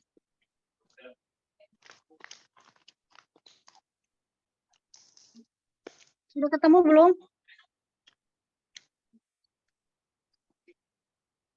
Ya, yang ini aja. Nah, permasalahan hukum dalam praktek jaminan fidusia itu, yang pertama adanya adalah penerima fidusia itu masih ada yang belum mendaftarkan, yang seperti tadi disampaikan. Kenapa belum mendaftarkan? Ini terkendala kadang karena biaya. Faktornya ini karena terkait tentang adanya biaya. Biayanya cukup jadi pertimbangan baik daripada pihak kreditur ataupun debitur. Kemudian penerima fidusia masih ada yang melakukan eksekusi penarikan benda jaminan. Jadi artinya gini, perbankan itu padahal ada aturan bahwa tidak boleh mengambil atau menarik barang yang dijadikan jaminan selama sudah dialihkan dalam bentuk fidusia. Harusnya itu melalui proses pengadilan, bukan diambil paksa seperti menggunakan debt collector gitu. Tapi faktanya masih ada, padahal sudah jelas aturannya bahwa harus melalui proses yang sesuai dengan aturan hukum gitu kan. Apalagi sudah jelas dalam fidusia itu kan sudah dialihkan hak kepemilikannya untuk sementara waktu masih memiliki, yang memegang adalah bank tersebut atas nama bank tersebut karena adanya jaminan fidusia tadi. Tapi karena beberapa hal itulah ketidakpahaman menjadikan masih menggunakan dengan debt collector. Lanjut. Yang ketiga adalah ketentuan pasal 36 tahun 99 nomor 42 yang merupakan lex spesialis, namun sanksinya lebih ringan dari pasal 372. Nah ini yang menjadi ironis, ini adalah aturan yang lex spesialis tetapi aturan hukumnya itu mengeksekusiannya lebih berat dengan pasal 327, padahal harus menggunakannya ke pasal 36 gitu kan. Pasal 36 ini adalah mengatur tentang ketentuan pidana bagi pemberi fidusia yang menggadaikan atau mengalihkan objek jaminan fidusia dengan ancamannya penjara paling lama 2 tahun. Ini kan sangat ringan sekali. Padahal kalau kita berbicara pasal 327 KUHP, hukumannya lebih di atas 2 tahun. Lanjut, next. Yang keempat, adanya titik singgung antara cara penyelesaian melalui BPSK dengan pengajuan gugatan ke pengadilan negeri. Nah ini yang terjadi, yang saya tanganin di BPR yang saya pegang, ini kadang juga menjadi rancu gitu loh. Rancunya sudah jelas ada fidusia, tapi mereka akan mengajukan gugatan ketika orang itu sudah dikatakan kalau 1, kalau 2, kalau 4, atau kalau 5. Kalau 5 itu adalah dalam posisi si kreditur itu dalam posisi yang macet. Kan harus ya. Harusnya itu kan melalui proses dengan aturan hukum gitu. Ya lanjut, waktunya kan sudah mau habis. Satu lagi, kelima. Oke, terus mobilku DRG berapa? Ya, yang kelima itu, halo. Suara bocor tuh moderator, mobilnya ditarik sama. Oh Pali, matiin dulu, unmute dulu suaranya. Dulu Pali, ketua. Ya, kelima itu masyarakat masih belum mengetahui cara mengakses web tentang suatu benda yang didaftarkan sebagai jaminan. Ini keterangannya, artinya gini, kan jaminan fidusia itu adalah untuk mengamankan objek jaminan agar tidak dialihkan, kan gitu kan, sebagai jaminan. Tetapi faktanya kan masih banyak juga orang yang memang tidak paham jaminan yang sudah difidusiakan untuk dijadikan jaminan di perbankan malah digadaikan kembali kepada orang lain gitu kan, bendanya dan tidak dalam penguasaan si kreditur gitu kan, sementara surat-suratnya dalam dipegang oleh debitur. Nah, ini yang tidak banyak paham, padahal ini dampaknya adalah ke masalah pidana. Cuma yang disayangkan kenapa yang dipakai itu pasal 372-nya gitu kan, karena hukuman tentang fidusia itu sangat ringan. Banyak sekali kejadiannya seperti itu di lapangan. Kadang pihak kreditur itu tidak paham sehingga barang-barang yang sudah diaminkan digadaikan lagi. Itu kan sangat merugikan pihak perbankan juga ya akhirnya. Saya rasa nanti kita diskusi lebih banyak lagi dengan sesi tanya jawab aja. Lebih menarik dengan tanya jawab. Ya, silakan. Saya tutup untuk itu. Nanti dilanjut dengan tanya jawab aja, Pak Moderator. Izin. Ya, terima kasih. Iya. Ibu masih ada waktu ya di sela-sela kongres ya? Masih ada waktu ya? Ya, oke, terima kasih. Tanya jawab aja. Oke, terima kasih. Oke, buat teman-teman, tolong di unmute bila tidak ada kepentingan untuk bertanya. Saya pikir gini ya, ini bentuknya diskusi aja ya, bukannya ingin menyalahkan si Anu. Enggak. Jadi kita harus melihatnya secara utuh keseluruhan gitu ya. Oke, saya buka. Kita harus sepakat pada pukul 15.30 kita selesai ya. 15.30 kita selesai. Lantas untuk penanya saya buka untuk 3 orang aja. Yang pertama silakan. Siapa yang hendak bertanya langsung dibuka ininya, mute-nya. Saya dulu aja, Om. Ya, silakan, Pak. Baik, saya ini yang pertama terima kasih atas paparan narasumber yang ganteng dan cantik. Saya pengen gini, Om Indra. Urusan tentang kelanjutan, ini harapan kami nanti kita bikin bentuk tim dengan Om Hafid dan Om Ali Akbar untuk melaksanakan sertifikasi yang berhubungan dengan debt collector dan sertifikasi yang berhubungan dengan sama sekaligus mengadakan seminar kepada para yang kredit mobil gitu kira-kira yang pertama. Nanti silakan diatur sama Om Sekretaris Om Hafid. Kiai Hafid ya. Pertanyaannya begini, satu pertanyaan saja. Kan sering mobil itu di-over alihkan. Ditujukan ke siapa, Pak Ketua? Ditujukan ke siapa? Kedua-duanya. Mobil itu begitu katakan Pak Taswin kredit mobil, kemudian kredit mobil tidak mampu bayar, kemudian dialihkan kepada orang lain. Orang lain baru pertama ini. Orang lain membayar 1, 2, 3 bulan lancar, kemudian nggak lancar dialihkan ke pihak berikutnya, pihak kedua. Sekarang ke pihak ketiga, 1, 2, 3. Yang ketiga ini nggak mampu lagi setelah bayar 3-4 kali kemudian dialihkan ke berikutnya. Kemudian yang kita kejar yang mana ini? Yang pihak pertama kredit mobil, kedua ketiga atau yang keempat. Saya menemukan model seperti itu, pusing saya. Terima kasih. Silakan langsung ditanggapi. Boleh. Baik. Siapa dulu nih? Abang Hendra atau siapa yang jawab nih? Udah Hendra, udah. Oh, gitu. Oke, terima kasih. Assalamualaikum Pak Ketua. Ya. Izin menjawab. Jadi sesungguhnya sebetulnya sepanjang itu tidak tidak akan dialihkan ya Pak ya. Dan pertanyaannya dari Pak Ketum tentunya adalah siapa sebetulnya yang kita kejar Pak. Jawabannya yang ini Pak, yang namanya tertera di dalam perjanjian pokok awal. Baik. Zoom. Ya, perjanjian awal Pak, perjanjian pokok awal Pak Ketum. Baik. Ya, nah tetapi baik itu dalam hal yang lain maupun dalam pelaporan Pak. Yang jelas sepanjang di dalam perjanjian kredit itu dibunyikan ada klausul yang mengatakan si debitur tidak boleh mengalihkan dan sebagainya Pak ya, dan seterusnya kepada pihak ketiga, maka otomatis ya kan secara pidana kita bisa membuat laporan polisi kepada yang bersangkutan, kemudian secara perdatanya kita bisa menggugat Pak secara materialnya. Jadi bisa barengan Pak seperti itu. Nah, jadi artinya mau berpindah ke banyak tangan kita nggak perlu tahu Pak. Yang jelas yang pertama kali yang namanya ada tertera di dalam perjanjian awal, perjanjian induknya, perjanjian PK tadi, itulah yang memang kita akan sasar Pak, kita kerja. Berarti pihak yang bawa mobil nyantai dong, dia dapat mobil kalau perlu nggak bayar gitu, nggak ada masalah. Karena yang dikejar adalah pihak pertama.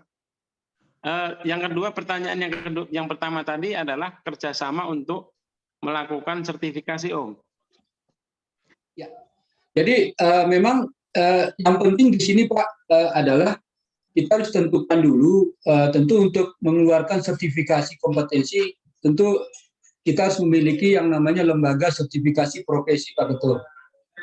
Ya, lembaga sertifikasi profesi ini harus berada di bawah naungan institusi yang namanya BNSP, Badan Nasional Sertifikasi Profesi, yang menaungi kompetensi dari apapun profesi seperti itu. Nah, jadi kalau saran saya Pak Ketum, memang ini peluangnya harus kita tangkap lebih dulu. Ketua Pak, kita dirikan. Ketumnya Pak Teguh. Ya, ini Bapak tuh saya Pak Ketum HP 3KI Pak, Pali. Oh ya. Ya, itu. Siap. Ya, Pak Ali aja deh, Pak Ali aja saya bilang. Jadi memang nanti mungkin atas dorongan mungkin tentu DPP nanti Pak yang akan mengajukan, ya kan seperti itu. Tapi nanti yang memberikan pelatihan ataupun mitra penyelenggaraan pelatihan bisa masing-masing DPD dan DPC Pak di wilayah masing-masing. Tetap untuk mendapatkan sertifikat kompetensi tadi, mereka tentu harus melalui tahap yang namanya uji kompetensi. Baik secara ujian tulis maupun secara assessment. Baik, di PNSP kebetulan ketuanya teman saya Pak Tunjung. Wakilnya Pak Ajis itu juga kawan saya. Nanti coba kita cek apakah lembaga sertifikasi atau LSP yang berhubungan dengan fidusia ini sudah ada, kan gitu? Atau pelindungan konsumen.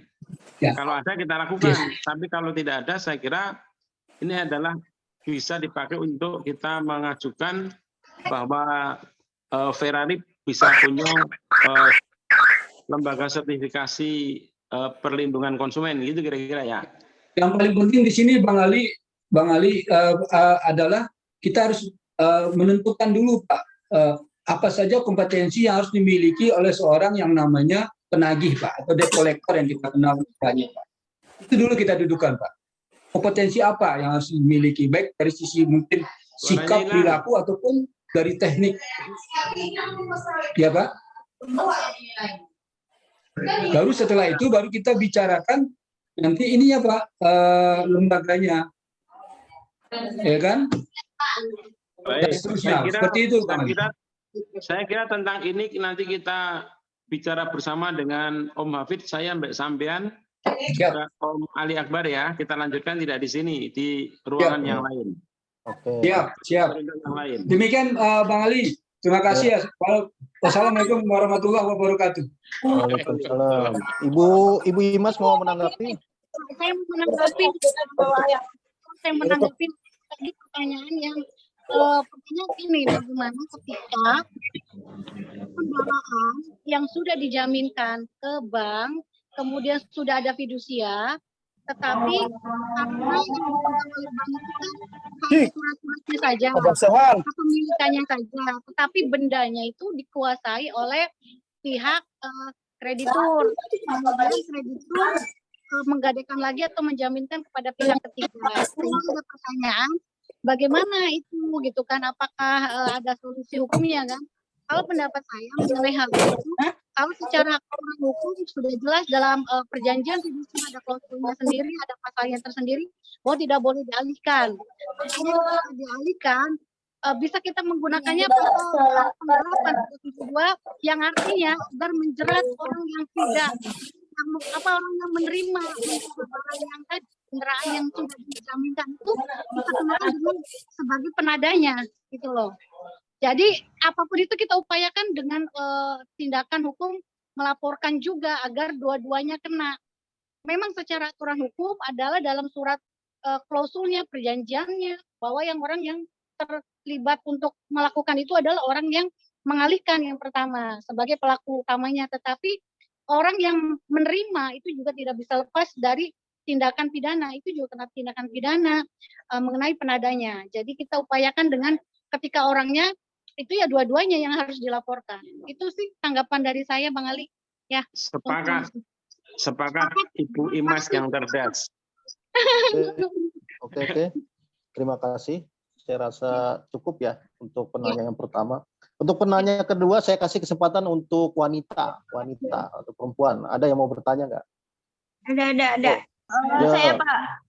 Sebutkan nama Happy Trisna dan Ibu Dewi Rahmawati. Silakan. Sebutkan identitas Bu ya. Silakan Bu. Ya, Monggo. Ini siapa dulu nih Pak? Ibu Happy. Ya. Ini orangnya happy terus, ini namanya Bu Happy terus ya Bu. Ya. Saya laki-laki. Iya. Terima kasih Bapak dan Ibu atas kesempatannya. Di sini saya mau bertanya. Saya kan mahasiswa hukum S1. Ini saya lagi skripsi dan ngambil topiknya kan fidusia. Nah, yang saya tanyakan itu, saya menemukan di pasal 11 dan pasal 12 itu kan saya masih bingung. Kalau pasal 11 UU JF itu kan masih yang didaftarkan adalah bendanya, dan kalau di pasal 12 itu kan jaminan fidusianya. Nah, itu apakah ada dua pasal itu berimplikasi atau bagaimana? Terus yang kedua, saya membaca berbagai jurnal itu masih adanya pendaftaran itu masih sampai di notaris saja. Dan dari notaris itu ada yang didaftarkan langsung ke KPF atau berhenti di notaris aja. Nah, itu kepastian hukumnya seperti apa ya Pak terkait dengan pendaftaran fidusia? Jika dikaitkan dengan aturan fidusia yang tahun 2021. Terima kasih. Adik ingin bertanya dengan siapa? Pemateri pertama atau pemateri kedua? Pemateri pertama aja Pak. Oke, monggo. Udah. Dah, terima kasih Pak. Terima kasih. Saya coba ya, nanti mungkin bisa ditambahkan oleh Mas juga. Dimulai dari yang nomor 2. Jadi sebetulnya di dalam praktek ya, kita kan bicara praktek ini. Jadi memang dalam praktek yang kita pikirkan ini adalah sebetulnya adalah kepastian. Kepastian kita sebagai kreditur, haknya kita. Gitu. Jadi memang kita selalu, termasuk dalam ini otoritas jasa keuangan, ya, selalu mendorong, ya bahkan bukan saja mendorong, bahkan mewajibkan, ya semua benda bergerak yang dijadikan sebagai agunan, ya dalam rangka untuk mendapatkan fasilitas pendanaan, ya dari apakah itu perbankan atau lembaga-lembaga keuangan non-bank, ya sebaiknya didaftarkan ke kantor pendaftaran fidusia. Nah, tapi tentunya sebelum didaftarkan wajib untuk dibuatkan akta fidusianya oleh seorang notaris. Itu seperti itu. Jadi kepastian yang kita dalam praktek sebetulnya melihat kepastian akan hak kita di kemudian hari yang bisa saja suatu ketika si debitur melakukan ingkar janji atau manifestasi. Sehingga kita sebagai kreditur mempunyai kepastian untuk mendapatkan jaminan tadi dalam rangka untuk penyelesaian sisa utang yang ada yang bersangkutan seperti itu. Nah, untuk pasal 11-12 tadi itulah yang menjadi sebuah kelemahan ya di dalam Undang-Undang Jaminan Fidusia. Dan mungkin nanti sama-sama kita bisa diskusikan dalam lain kesempatan. Memang banyak pihak yang mengatakan itu sebagai sebuah kelemahan. Nah, mudah-mudahan nanti bisa bisa mungkin dilengkapi, apalagi tadi Adinda tadi sudah sedang dalam proses pembuatan skripsi ya, mudah-mudahan bisa menemukan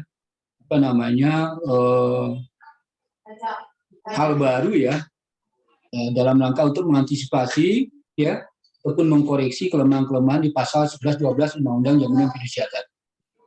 Itu mungkin sementara dari saya, mungkin bisa dilanjutkan oleh Ibu Imas, mungkin dari sudut pandang yang lain. Silakan Bu Imas, silakan. Saya rasa apa yang dipaparkan oleh Huda tadi sudah cukup jelas ya, karena tadi berbicaranya adalah implikasi kan. Sudah dijawab dengan jelas tadi. Menurut saya sudah cukup. Barangkali ada pertanyaan yang lain mungkin. Berarti itu termasuk lebih dalam permasalahan aja ke praktek kalau saya. Oh iya.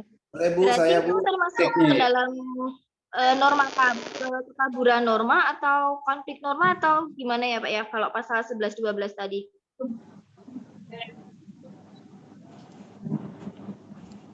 Ya, putus-putus suara.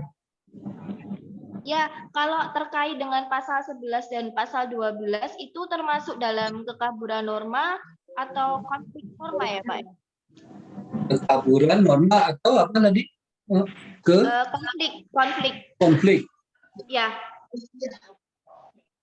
Kalau saya lebih cenderung untuk ini ya, ke konfliknya ya, ke konflik norma tadi. Itulah makanya perlu ada terobosan-terobosan hukum ya, dalam rangka untuk mengantisipasi itu sehingga kepastian hak dari terutama kreditur ya. Kalau saya berbicara tentu dari kacamata sudut pandang saya sebagai kreditur. Itu kami kreditur mempunyai hak, ya kan? Ini dana sudah kita berikan, kemudian jaminan sudah kita terima, tetapi kan yang kita terima ini kan bukan benda, tetapi hanya bukti kepemilikannya. Nah, sehingga dalam rangka untuk pelunasan semua hutang-hutangnya yang tersisa, tentu kami mempunyai hak dong tentunya untuk melakukan eksekusi ya penjualan terhadap jaminan benda tadi dalam rangka untuk pelunasan itu. Ini yang memang dilema kita di lapangan ini kadang-kadang ya, memang seperti itu. Tetapi tentunya ini tentu kita harus hadapi, ya memang seperti itu. Oke. Lebih Pak Ali sementara. Oke, saya rasa ya Pak, cukup terima ya, Dek, kasih. Oke, Dek, kalau saya mau berbicara dari bikin- sisi praktek ya. Ya. Kalau Ada dari norma. Ya. mau dibantu skripsi yang lebih lanjut nanti bisa sama Pak Dr. Hasman. Sebelumnya kita nanti bisa dibagi kontaknya ya Pak. Ya. Sebelumnya kita calling down period dulu ya. Terima Sementara kasih, Pak. ini yang daftar sudah 105 peserta. Tolong dimatikan dulu deh itunya, unmute dulu. Tolong para peserta mengisi presensi yang telah disiapkan, jadi agar mendapatkan sertifikat dan kita juga ada kontak person dan nama yang sekiranya bisa kita undang terus dalam kegiatan Zoom kita berikutnya. Oke, ini penanya yang terakhir ya untuk mungkin Bang Ali, saran saya mungkin ke teman-teman industri mungkin kesempatan Bang Ali, teman-teman BPR ataupun leasing ya. Oke. Dari dunia praktisi, dari Izin Pak, Dokter. Dari universitas Pak. Dari BPR Sahabat. Tanya dong. Izin ya. Izin Pak. Dokter dari BPR Bertanya Sahabat. dong. Yang dari dunia praktisi perbankan, Mbak. Ini saya Pak. Saya Pak. Saya lagi ambil dari BPR Sahabat Jambi. Tanya dong. Izin Bang Ali, ini Ya. sebelumnya izin juga Bu Imas dan Pak Dr. Hendra. Memang materinya sangat menarik. Itu pertanyaan yang kalau saya lihat ini yang regen sudah ada 4 orang, ada 3 orang ya. Kemudian karena waktu memang kita terbatas, mungkin kita akan pilihkan dari BPR, mungkin Pak Darwan Suryadi ya. Ya, silakan. Bang Ali, Pak Darwan. Saya dari Suryadi. HP nggak kelihatan ininya, peserta Pak yang Darwan silakan Suryadi. Mas Hafid. Saya silakan. sedang magang di lembaga perlindungan Pak, mau bertanya Pak. Ntar aja loh. Bang Kopi aja. Menteri nanti bisa ditanya langsung ke Bu Junior lah Bang. Silakan Pak Darwan Suryadi dari BPR Sahabat. Terima kasih Pak. Perkenalkan, nama saya Darwan Suryadi dari BPR Sahabat, tepatnya di Kabupaten Sarolangun, Provinsi Jambi. Selamat siang Pak Endra, Pak Dokter, sahabat saya. Dulunya saya dari Padang Pak, BPR Tugas Dana Mandiri. Sekarang di BPR Sahabat udah 12 tahun Pak. Jadi saya punya persoalan Pak, persoalan hukum mengenai masalah fidusia ini. Kebetulan waktu di lapangan nasabah ini macet, udah kolek 5, kemudian kita lakukan eksekusi sesuai dengan peraturan Mahkamah Konstitusi ya, putusan terakhir bahwasanya untuk eksekusi jaminan fidusia ini kita menggunakan putusan pengadilan. Ya, sudah kita coba melakukan permohonan kepada pengadilan tinggi, pengadilan negeri Kota Jambi, tetapi udah hampir 1 tahun yang namanya permohonan kita ini tidak pernah diproses. Ya, kita sesuai prosedur hukum. Gitu. Jadi yang saya tanyakan kepada Pak Dokter nih, Pak Endra, ini bagaimana sih prosedurnya untuk eksekusi agunan di lapangan ini yang sesuai dengan putusan MK ini? Gitu. Terima kasih Pak. Oke, baik. Silakan Bang Ali, mungkin langsung dijawab Pak. Ya silakan. Dijawab aja. Silakan Pak. Pak Dr. Hendra. Udah silakan udah. Oke, sebetulnya dari yang pernah saya lakukan Pak Darwan sama saja dengan perkara-perkara yang lain ya, kasus-kasus yang lain. Cuman di sini kalau kita mau cepat, ya kan, tentunya kita harus lebih aktif ya, melakukan audiensi ya, tentunya ke pengadilan seperti itu Pak. Itu aja kata kunci ya Pak. Bapak harus lebih aktif berkunjung ke sana, ya kan?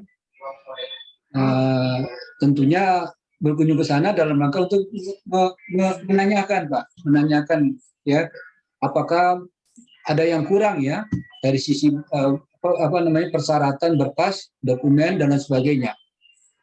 Jadi memang kita yang harus lebih aktif Pak Darwan dari praktek yang saya lakukan dulu ya di Pekanbaru seperti itu. Ya, jadi dan juga satu lagi Pak, tergantung lawyernya Pak. Ya Bapak. Ya. Jadi lawyernya Pak Dokter. Kalau lawyernya Pak Dr. Hendra selaku praktisi di BPR sekaligus sebagai lawyer dan akademisi. Kebetulan saya juga salah satu mahasiswa Fakultas Hukum di perguruan tinggi swasta di Sumatera Barat. Nah, jadi kita udah coba melakukan pendekatan dengan PN Kota Jambi gitu kan. Mungkin dari bulan 3 ya, sekarang udah hampir 1 tahun. Tetapi belum ada menu hasil gitu. Ya, jadi kami bingung dengan putusan MK terbaru ini yang katanya harus meminta putusan pengadilan. Ya, sudah kami lakukan sesuai dengan prosedur yang dianjurkan oleh putusan MK tersebut. Tetapi kenyataannya pada saat kami mengajukan proses eksekusi untuk meminta putusan pengadilan, itu sampai detik ini dari pengadilan negeri itu tidak ada jawaban. Kemudian kami sudah berapa kali koordinasi dengan penitra itu menjawab ini banyak antrian katanya. Kemudian ada sinyal gitu ya, sinyal dari bayar dulu gitu. Jadi dari intinya kita bayar dulu kurang lebih, kalau tidak salah menurut informasi bagian legal kita itu dari pengadilan negeri sendiri kita dana kurang lebih 10 jutaan, bukan untuk eksekusi, tetapi untuk mengeluarkan surat kita agunan gitu. Nah, jadi menurut pengalaman Pak Dokter ya, apakah pernah dicoba di BPR selain menggunakan debt collector gitu. Dan sekarang karena memang tidak efektif menggunakan jasa PN, kami menggunakan jasa debt collector ya, yang resmi. Tapi udah kurang lebih 3 bulan ini, alhamdulillah belum membuahkan hasil. Gitu. Nah, tolonglah berbagi Pak Dokter, bagaimana seharusnya kita sebagai pihak bank ini ya Bang ini agar melakukan tugas dan keputusan di lapangan ini kita tidak menyalahi aturan main undang-undangan. Dan bagaimana praktisnya supaya lebih hemat dan efisien gitu. Itu Pak Dokter. Ya. Terima kasih Pak. Baik. Ya. Baik, terima kasih. Mungkin dapat ditambah sama Bu Imas kali ya, Pak Ali. Ya, jadi gini aja udah. Kita kasih kesempatan lagi pada satu praktisi di dunia perbankan. Satu kesempatan lagi ya. Om Henry, jangan nanya dulu ya. Nanti kita ngopi aja di darat. Bapak Yuzaki Anwar ya. Bapak Pak bro. Sedikit ya. Om Hendri, tunggu sebentar untuk rekan Pak Yuzaki Anwar, kemudian nanti ada rekan-rekan yang lain. Ya, sebab ada hubungannya dengan Pak Darwan nih, mantap yang dilakukan Pak Darwan. Iya, siap. Unmute dulu, bro. Pak Yuzaki Anwar. Ya, izin Pak. Pak Yuzaki Anwar, silakan. Mas. Iya. Assalamualaikum warahmatullahi wabarakatuh.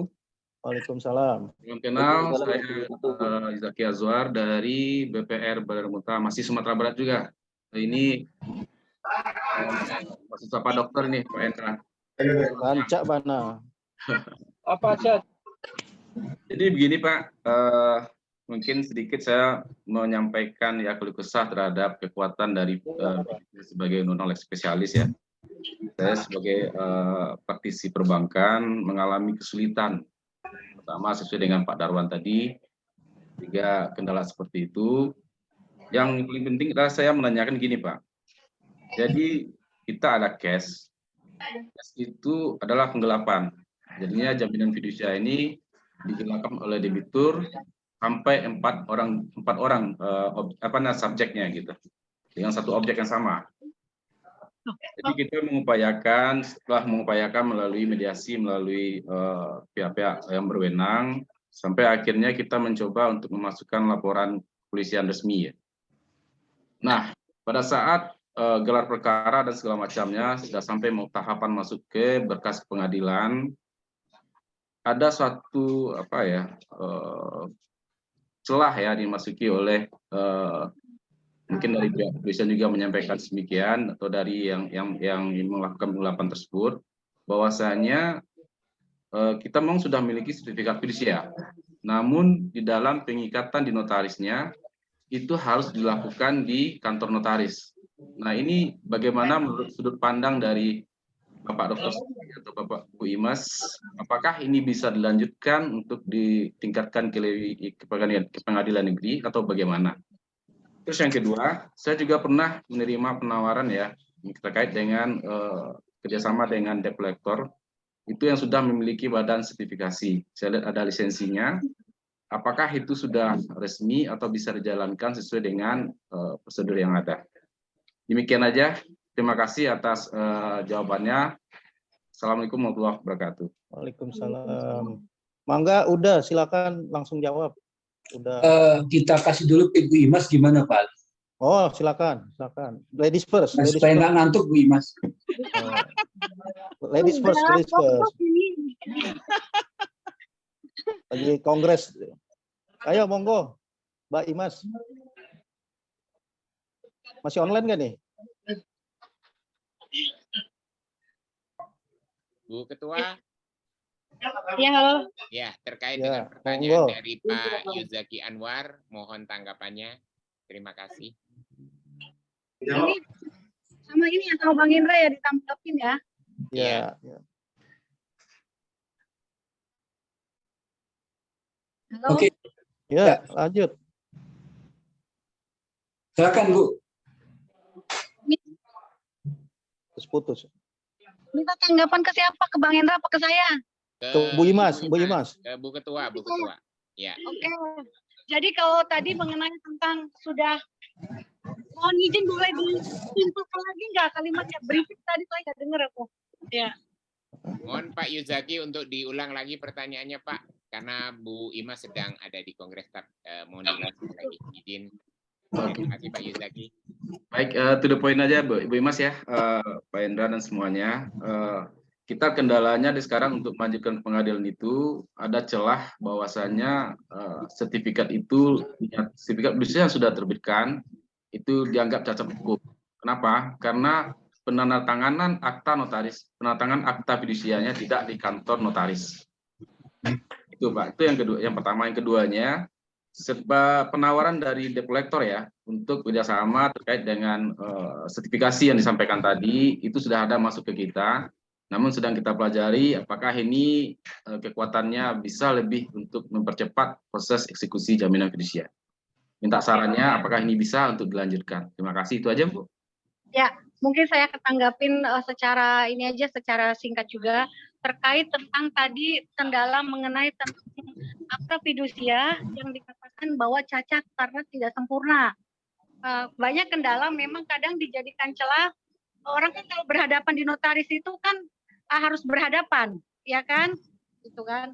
Sementara itu tidak berhadapan atau dilakukan tidak dalam di depan notarisnya. Yeah. Tapi harus dilakukan di depan notaris kan, gitu kan. Tetapi sebenarnya walaupun tidak di tempat notarisnya misalnya tidak di kantor, tetapi bertemu aja di rumah orang tersebut, atau dalam kalimat akta itunya bukan bertemu atau tapi berhadapan gitu loh, berhadapan. Jadi memang bahasa-bahasa hukumnya harus dijelaskan sesuai dengan kesepakatan. Itu dilakukan akta tersebut itu pengikatannya di mana? Apa memang datang ke kantor notaris atau di luar notaris? Sehingga nanti muncul kalimat-kalimat di dalam klausul, dalam pernyataan perjanjian fidusianya akan berbunyi juga. Kalimat itu simpel tetapi itu menjadi pun sudah cacat hukum gitu. Jadi harus teliti lagi. Nah, kalau mengenai tentang tadi mengenai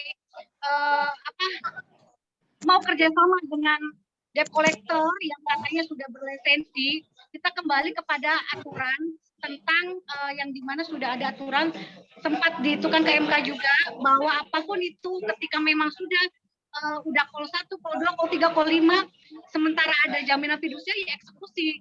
Jadi tidak perlu menggunakan debt collector lagi gitu kan. Karena jelas boleh dieksekusi oleh pihak perbankannya sendiri tanpa menggunakan debt collector. Gitu kan. Kalau masalah lembaga debt collector itu memang sesuai aturan atau tidak, ya perlu dihati-hati dulu karena memang aturannya bisa berbenturan nantinya gitu. Tapi kalau dalam undang-undang kemudian akta fidusia sendiri kan sudah boleh dieksekusi langsung gitu kan. Tetapi melalui pengadilan gitu kan. Oke, udah 15.30 ini sebenarnya. Ya, cukup ya. Sudah 15.30, tapi saya mau kasih satu kesempatan lagi ke Bu Alita. Ibu Alita, ada nggak di situ? Ada. Monggo, silakan, ada, Pak. Bu. Ya, terima kasih Pak atas waktunya. Halo. Ya, halo. Kamu yang nanya tadi ya? Iya. Tadi yang nanya ya, kamu Pak. juga? Enggak, belum. Nggak boleh 2 kali ya? Enggak 2 kali. Yang tadi bukan kamu ya? Bukan. Mahasiswi bukan kamu? Mahasiswi bukan? Iya, saya kebetulan dari Ferrari, Jakarta Timur, Pak. Oh, silakan. Ya. Langsung. Ya, waktunya langsung mepet. Bertanya ya kepada Ibu, Bapak, bagaimana sih Bu SOP atau aturan hukum atau upaya hukumnya tentang debt collector yang sekarang lagi trending tuh Telegram yang mobilnya itu ditarik di tengah jalan. Seperti itu. Kita sebagai mungkin masyarakat umum harus tahu sebenarnya bagaimana sih aturannya. Jangan panjang-panjang. Langsung aja nanya itu ya. Ya, langsung jawab Bu. Ya, langsung aja ya. Nanya pendapat. Iya, Bu ya.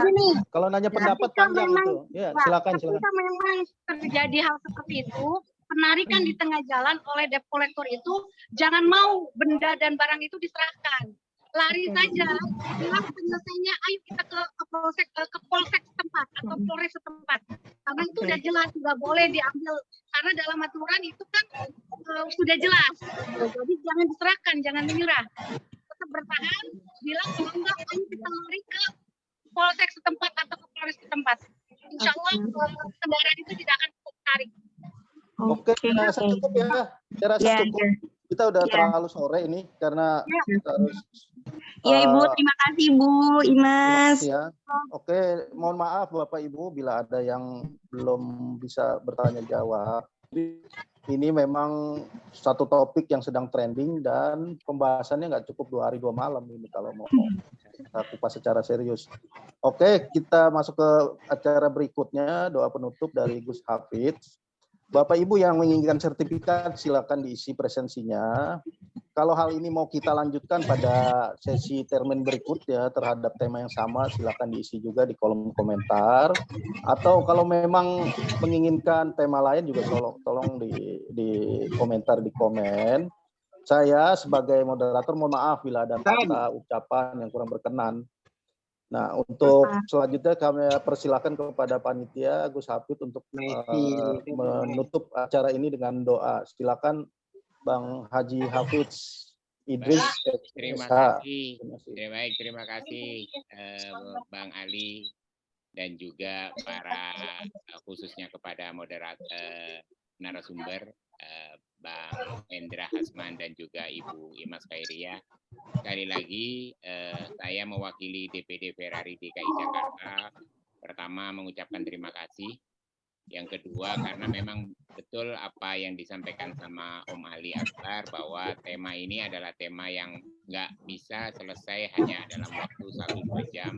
Insya Allah mungkin nanti kita akan bikinkan seri yang kedua. Besok lebih panjang nanti insya Allah terkait dengan pertanyaan ini. Tenang saja Bapak Ibu, insya Allah nanti kita akan adakan lagi lebih fokus kepada question and answer nanti. Jadi ikuti saja di grup webinar Ferrari yang insya Allah nanti akan kita umumkan dan insya Allah akan kita selenggarakan ya sebagaimana tadi pesan yang disampaikan oleh bahwa tuh Meksiko baca sekolah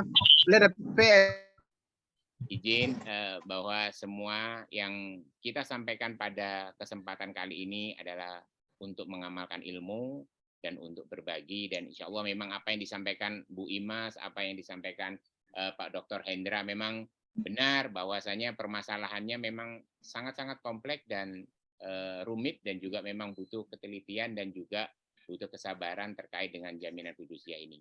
Mungkin itu yang bisa disampaikan dan mari sama-sama kita akhiri terkait dengan webinar yang diselenggarakan oleh DPD Ferrari DKI Jakarta ini dengan berdoa bagi yang beragama Muslim mungkin bisa mengikuti apa yang nanti kita akan sampaikan dan bagi yang beragama non-Muslim silakan berdoa sesuai dengan agama dan kepercayaan masing-masing.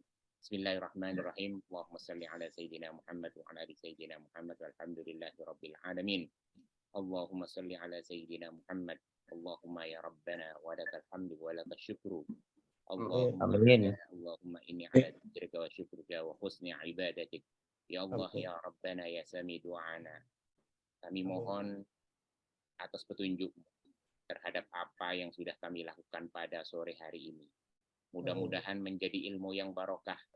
Mudah-mudahan menjadi ilmu yang bermanfaat. Baik dari diri kami dan juga bagi orang-orang di sekitar kami. Ya Allah, ya Rahman, ya Rahim, hanya kepadamu kami melakukan pengabdian. Hanya kepadamu kami memohon pertolongan. Anugerahkanlah kepada kami tekad, kekuatan dan keikhlasan serta perlindungan dan bimbing kami untuk terus dapat menjalankan amanah dalam bekerja, dalam berkarya sesuai dengan pengabdian kita. Rabbana atina fid dunya hasanah. Alhamdulillah rabbil alamin. Terima kasih pada rekan-rekan semua dan jangan lupa kepada peserta untuk mengisi presensi. Sekali lagi saya mewakili DPD Ferrari DKI Jakarta mengucapkan rasa berterima kasih yang sebesar-besarnya kepada pemateri pada sore hari ini, abang kita Bapak Abang Dr. Hendra Hasman SHMM dan Ibu Ketua kita Ibu Imas Khairiyah Primasari. Insya Allah nanti kita akan bertemu di sesi kedua ya Bu. Dan Bang Hendra, nanti kita akan tambah pematerinya dan kita akan lebih perdalam khusus terkait dengan permasalahan question and answer langsung pada inti yang akan lakukan terhadap jaminan fidusia ini khususnya. Dan juga kepada rekan-rekan Ferrari, mohon nanti juga diinfokan, insya Allah akan kita tayangkan jadwalnya menyesuaikan kepada pembicara-pembicara dan juga nanti kita akan cari pemateri yang lain untuk pembanding. Mungkin akan lebih komplit kalau kita hadirkan dari perusahaan atau dari debt kolektornya. Jadi supaya biar nanti kita ada sinergitas. Jadi insya Allah nanti kita akan pertemukan nih Bu.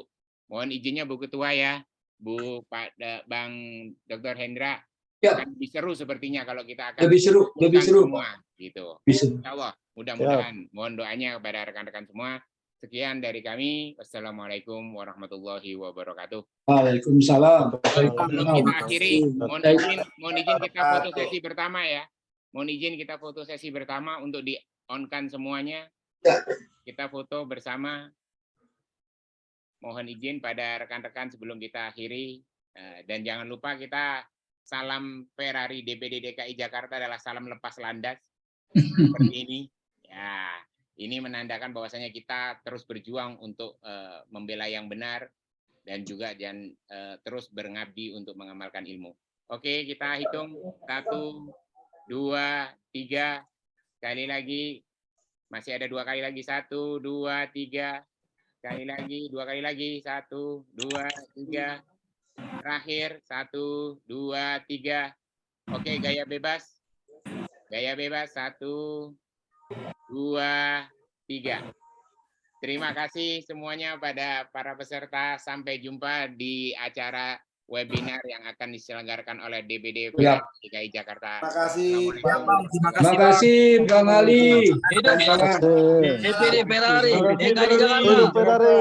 Selalu. Hidup Ferrari. Terima kasih. Amin. Hidup Ferrari. Assalamualaikum. Waalaikumsalam warahmatullahi wabarakatuh. Nanti insya Allah akan kita buka untuk sesi pertanyaan di grup. Nanti insya Allah akan dijawab oleh pemateri dan juga rekan-rekan yang lain. Kita saling informasi. Salam. Mudah-mudahan Siap Ketua. webinar berikutnya bisa lebih panjang waktunya, Pak. Siap. Nanti insya Allah kita akan hadirkan juga dengan yang lain termasuk dari perusahaan debt collector. Jawaban saya belum terjawab, Pak. Insya Allah sudah bersedia. Siap. Menjadi narasumber. Jadi biar cocok. Terima kasih. Assalamualaikum. Siap Ketua. Siap, izin. Izin Ketua. Siap. Izin Ketua. Ya, terima kasih teman-teman, rekan-rekan semua. Jangan lupa di presensinya ya. Siap Ketua. Bisa berkomunikasi terus. Ada Peko sendiri.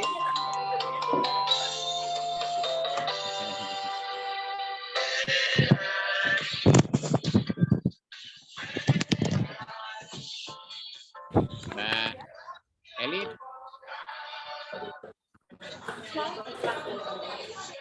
Oh, Mbak Dewi Rahmawati ya, Masya Allah. Ya Mbak Dewi Rahmawati. Siap Mbak Dewi, Insya Allah. Apanya? Enggak, ini tanda jawab sama hakim. Habis, Bu. Selesai. Jadi insya Allah nanti kita akan hadirkan ini karena dalam rangkaian acara pembuka insya Allah lebih komplit lagi nanti di nextnya. Izin saya off dulu pada rekan-rekan semua. Selamat sore, selamat beraktivitas dan salam weekend, salam lepas landas dari DPD Ferrari DKI Jakarta.